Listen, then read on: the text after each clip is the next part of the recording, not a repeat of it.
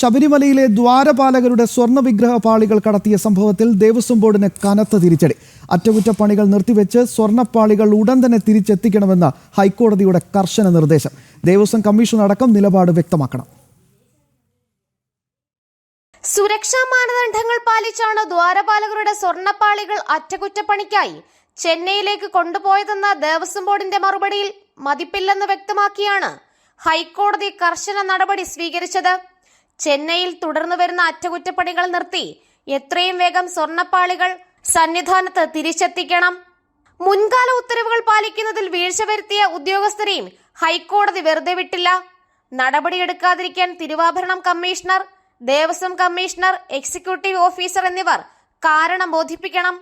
സ്വർണ്ണപ്പാളികളുടെ അറ്റകുറ്റപ്പണി സംബന്ധിച്ച എല്ലാ ഫയലുകളും ദേവസ്വം ബോർഡ് മറ്റന്നാൾ ഹാജരാക്കണമെന്നും ഇടക്കാല ഉത്തരവിൽ ഹൈക്കോടതി നിർദ്ദേശിച്ചു. ശബരിമല ശ്രീകോവിലിന് മുന്നിലെ ദ്വാരപാലക വിഗ്രഹങ്ങളിലെ സ്വർണ്ണപ്പാളി അനുമതിയില്ലാതെ ഇളക്കി അറ്റകുറ്റപ്പണിക്കായി കൊണ്ടുപോയത് അനുചിതമെന്നാണ് ഹൈക്കോടതിയുടെ വിലയിരുത്തൽ. വിഗ്രഹ അറ്റകുറ്റപ്പണിക്കുൾപ്പെടെ ശബരിമല സ്പെഷ്യൽ കമ്മീഷണറുടെയും ദേവസ്വം ബെഞ്ചിന്റെയും മുൻകൂർ അനുമതി നേടണമെന്ന് മുൻ ഉത്തരവുകൾ നിലനിൽക്കുന്നുണ്ട്. എന്നാൽ ഈ ഉത്തരവുകൾ ലംഘിച്ചാണ് ദേവസ്വം ബോർഡ് നടപടിയെന്നും ഹൈക്കോടതി വിമർശിച്ചു. ദ്വാരപാലകരുടെ സ്വർണ്ണപ്പാളി അറ്റകുറ്റപ്പണി നടത്തണമെന്ന് നാളുകൾക്ക് മുന്നേ തന്ത്രി സ്പെഷ്യൽ കമ്മീഷണറെ അറിയിച്ചിരുന്നതുമാണ്.